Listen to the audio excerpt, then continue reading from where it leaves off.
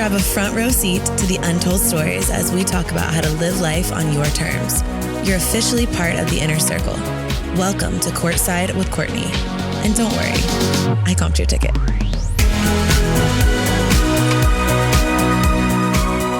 Welcome back to another episode of Courtside with Courtney. I say this at the beginning of every episode. I feel like every single episode I come in, I sit down in my chair, I have my water, and I just tell you guys how excited I am. But it's because I am so excited. Today's a solo episode, but I want to talk about something that I have been thinking about a lot lately, talking to all my best girlfriends about, talking to Liz about. I've been thinking about just redefining dating and redefining dating with intention specifically. Because I feel like dating with intention has this super serious connotation around it where it means like you're dating and you're looking for your husband on the first date. And I feel like it's kind of fucked up. And I feel like it's very pressure filled and it sort of sucks the fun out of dating. At the end of the day, we're at a place where I think dating has become a chore for a lot of people, or it feels really overwhelming and daunting or nerve-wracking when really it should just be fun. So I'm petitioning to bring the fun back to dating and lighten things up a little bit because I just think the pressure doesn't actually garner the results that most of us are probably looking for, right? So let's talk about redefining dating with intention. As I've been evaluating my own dating life over the past couple of years, been 4 years since I've been divorced? I've been thinking about how I've ebbed and flowed as far as like what I've been looking for. I think I've had seasons where I've thought to myself, like, honestly, marriage does not sound like the most exciting idea to me. Like I'll pass, no thank you. Because the idea of being with someone forever is a really long time. Like the forever is forever. And to think about doing it right, again, has to have so much intention behind it. I think when I got married to Alex, obviously I loved him. We created a beautiful child. Like it was well worth everything for Kinsley. Like it's all been part of the plan and it's all been worth it. But I think I didn't enter into that with the type of intention that I would today. And I think that I've tried to sort of psychoanalyze myself regarding this and therapy and all the things. And I think for me, stemmed from a place of actually growing up in a really happy, healthy house where y'all know all my trauma has been in the past 5 or 6 years. Okay. Prior to that, I think a lot of what I saw and witnessed was really good. Like my parents have, of course, had ebb and flows, but they had an amazing relationship. And so growing up with two parents that were soulmates that did, like my dad knew the day he met my mom, he was going to marry her. I've told that story before. It's so good. But it's just one of those things where I think I saw everything working out and everything just being good. And so at that time, I was young. I mean, I was 23, 24 when we met. And it was just kind of like, yeah, it's going to work out. It's going to be great. I love this person. Let's get married. We're going to be together forever. It's amazing. And that's just not the reality of a lot of people's situation, mine included. I mean, given just statistics, right? Like just factually not the reality for a lot of people. But I think it was because it worked out for my parents and things were good that I didn't overthink it. I think sometimes if you come from a divorced household, you are like a little bit more skeptical and a little bit more jaded, and you think things through more when you're younger because you've lived it and you've experienced it in a different way. So I've ebbed and flowed through what I've wanted out of life and out of dating. And there was a time when I was like, you know what? I don't know about this whole getting married again thing. And then there's been times when it's like I've wanted it really bad. And now I've just kind of leveled out. And I think right now I'm at a place where I'm dating with a lot of intention. For me, that intention looks like right now having fun and enjoying myself. And the rest is going to fall in place. I'm over giving people full access to my life when they don't fucking deserve it. I'm over giving people full access to my life who haven't earned it, who haven't been around for long enough. Like if I don't know you yet, you're not getting that super intimate access to my life. And we're not like cooking breakfast together. And it's like, I want to move with intention. And I think for me, that just looks like right now having fun. Of course, I still have a mindset of like, I want to find that person. I do ultimately want a life partner. Like I do ultimately want to get married again and to have someone, but I want to have like my person. I don't want to just have a person. I've talked about this on past podcasts before, but a lot of people have this misconception of like, oh, you can't get a boyfriend. You don't want a boyfriend. It's like, I don't want a boyfriend. Like, I don't want a man, just like any man. Are you kidding me? Like, absolutely not. And so that's why it's like having that intentionality gives you a different lens to look through. If someone is not being additive, they are taking. If someone is not adding, let me repeat this. If someone is not adding, they are taking. So you have to be very careful and mindful of who you surround yourself with, friends or in a relationship, by the way. Making sure that you have people in your life that are adding to your life and you are also, of course, adding to their life. Otherwise, it's a time suck. Vampire energy, sucking your time, your peace of mind, your peace, just all of it. Like that is super negative and can have a really negative effect on your day-to-day life if that's what's happening. So for me, I want someone, but I want the right person. And so I'm dating with the intention of eventually finding that, but having fun and getting to know someone in the meantime, because I think I've had moments in the past where it's like I've been exclusive with someone and I've kind of just tried to dive in and be like, let me give this person a chance. I've also realized, unfortunately, you can't skip the getting to know somebody phase. I still say it's like 2 to 4 months, you don't really know somebody. I've learned lately, I think because I've been so intentional about dating and like who I've dated in that process, and I've learned so much. I can spot a red flag 1,800 miles away, which that's like a whole other podcast episode maybe we need to get into at some point, like things to look for, green flags and red flags. But when it comes to dating, I can see that stuff so quickly now that it could be 3 dates in, 1 date in, and immediately I'm running for the hills because I can see all the red flags right away.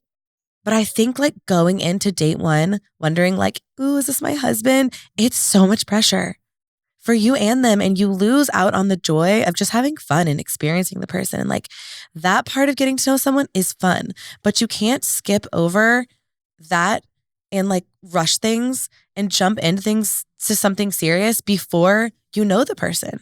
My best friend Natalie and I have this expression, and I say this to a lot of my good girlfriends where we joke around and we're like, I don't know this man. Because like at the end of the day, you don't know them yet. So that's also why it's funny. I think a lot of girls put pressure on, women put pressure on, does this man like me? Like, does he like me? How does he feel about me? Who cares? Who cares how he feels about you? How do you feel about him? Because you still don't know this person. So view the beginning of dating as information collection. This is a time where you're getting to know someone, you're collecting data, you're collecting information about someone, and you're seeing if it could be a potential fit. Now, let me say this.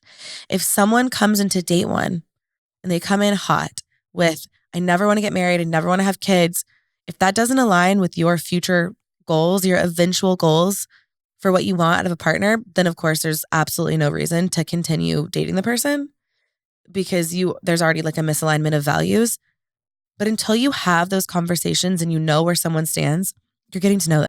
So let's redefine dating with intention. And instead of the intention needing to feel super serious, dating with intention could be dating to get to know yourself and someone else. Dating to have fun could be dating to find a boyfriend, find a girlfriend, find a partner. Okay. Like it could be a serious intention, or it could just be to have fun. It could just be to get to know yourself, to know what you want, what works for you, what doesn't work for you. Dating can have a ton of different intentions, and they don't all have to be super serious. The key is to make sure that your intentions are aligning with the person that you're seeing's intention. If the person that you're dating, their intention from the beginning is also just to have fun, it's an alignment. If their intention is to get into a relationship and you have no present day desire to do that, then it's a misalignment. That wouldn't be a fit. At that point, if you figure out that it's a misalignment of values, of intention, that's when you just got to like cut the cord and go. Because at the end of the day, that's what disrespecting yourself is.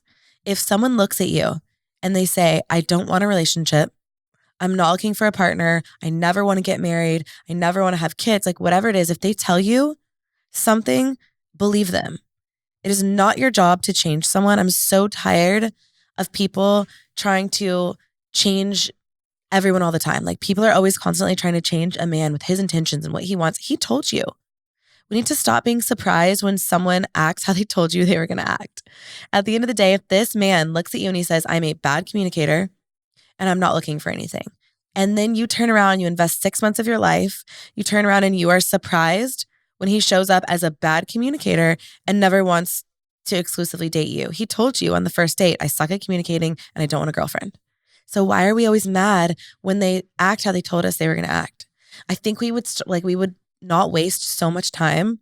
We would get so much of our precious time back because that is the only commodity, time and energy. Like you cannot get that shit back. Money, it's abundant. We can make more of it. Time and energy, can't get it back.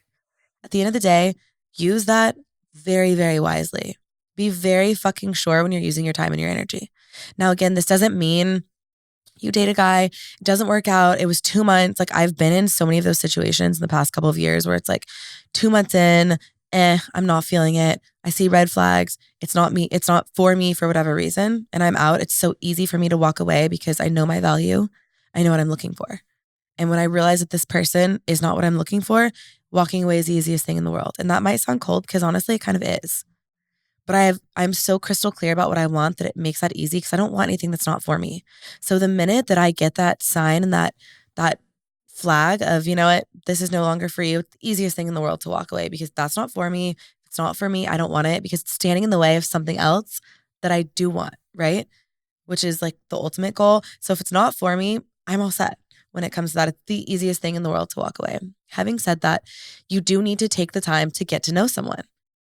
Ask the right questions and all that, but you don't know that until you take the time. But I'm just so over people saying, he told me he didn't want a girlfriend, but like I thought I would wait it out. He could change his mind. He's not going to change his mind.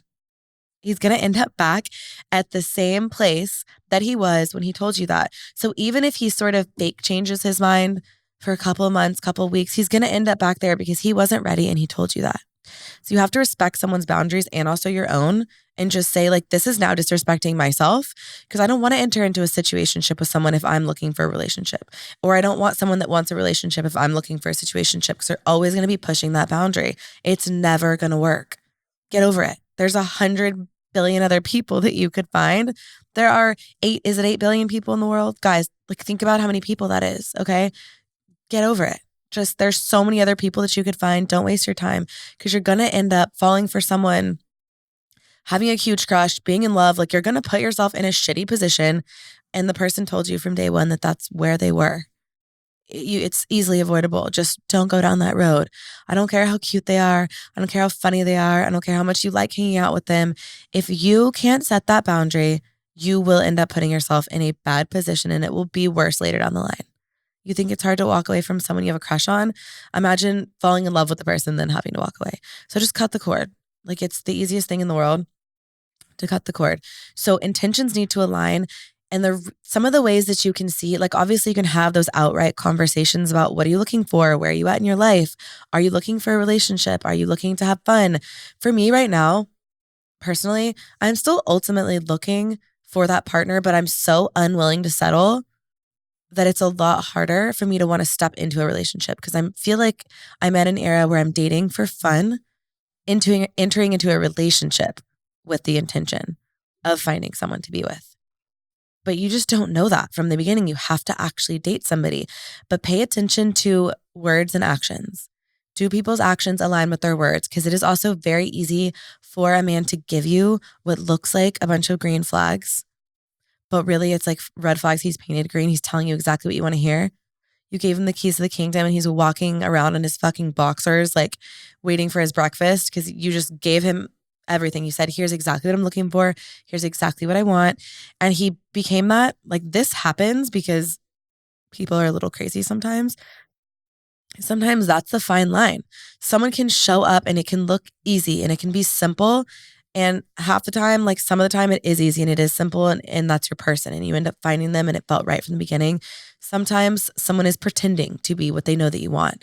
But finding out what someone's intentions are is easy by either having a conversation or just paying attention to their actions. Are their actions aligning with the words and what they told you that they want? If a man isn't ready for a relationship, by the way, there's nothing you can do. You cannot be smarter, funnier, prettier, more available, less available, play more games, less games. You could be the most beautiful, inside and out, brilliant, hysterical, witty, successful, sexy person on planet Earth. You could hang the moon and stars. And if a man is not ready for a relationship, it doesn't matter who the fuck you are, it won't work. He will not date you. He will self-sabotage it every time. And if a man knows that you are too good for him, in his core, he will self-sabotage it. The amount of times that I have heard this narrative over and over and over again, I can promise you guys, if a man thinks that you are too good for him, he will self-sabotage it every time. Ed Milet always says people go to their internal temperature, the value that they think that they hold and they bring, people will always cool it back down. So people can pretend to be at 100 of something, but if their internal temperature is at a 67, they're going to cool it back down every time. They're going to self-sabotage it. They're going to ruin it because they think that's their value and their worth. It doesn't matter how great you are, how much you love them, how hard you love them, how much you tell them, no, like I want to be with you, I love you, you're for me. It does not matter. If they don't see that and they don't get it, it will never work. And when someone is hell-bent on sabotaging something, let them. Don't try to stand in there. If someone's walking down a path with a machete, don't try to stand in their way. Say, all right, bye. Like, because they're telling you they don't have the self-worth and the self-love to give you the kind of love that you deserve. Someone can't give you what they don't have. So if they don't love themselves, respect themselves, and think that they are worthy of it, they cannot give you that in return. And so they're always going to come up short. It's never going to be enough. I also feel like men do this when it comes to their careers. If they're not in a good place, it's always going to be harder.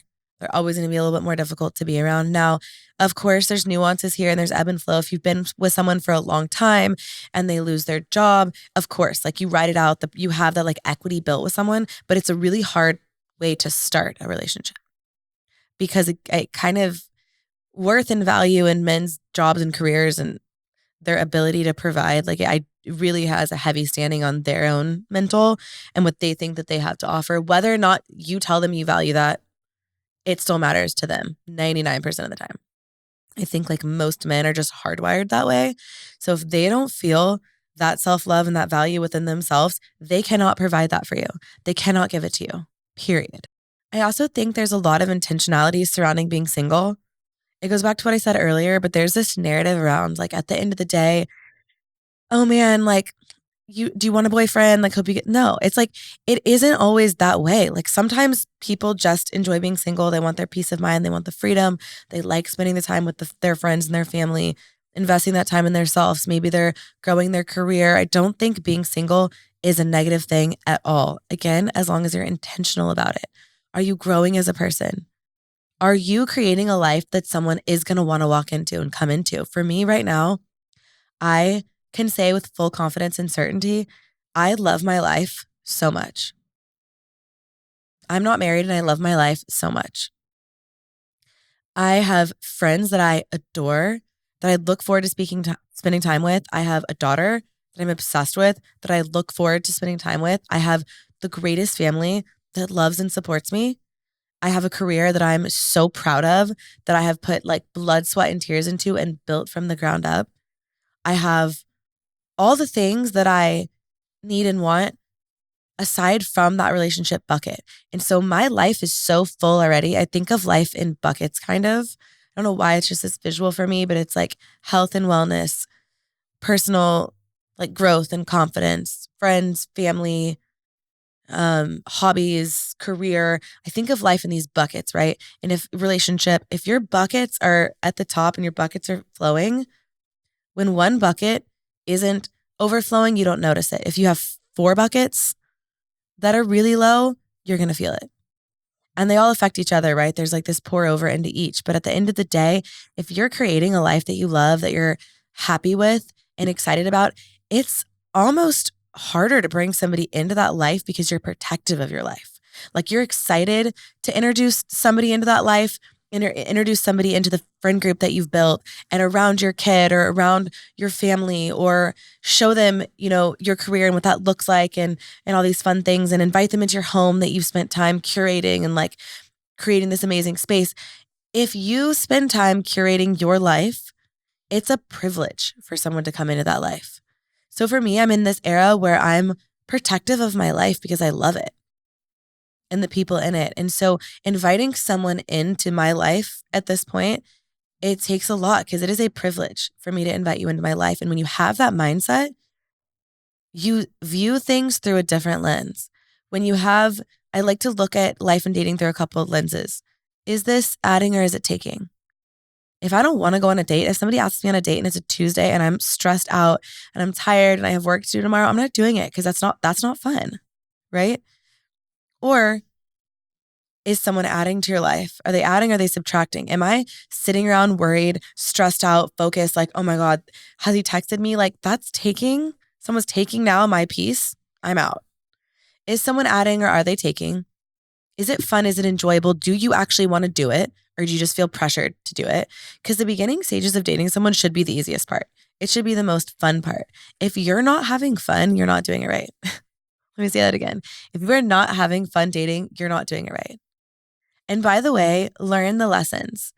I realized there's been times in my life and periods in my life where I was on like a lesson repeat because I hadn't learned the lesson. And I had like dated the same person basically like 5 times in a row. Okay.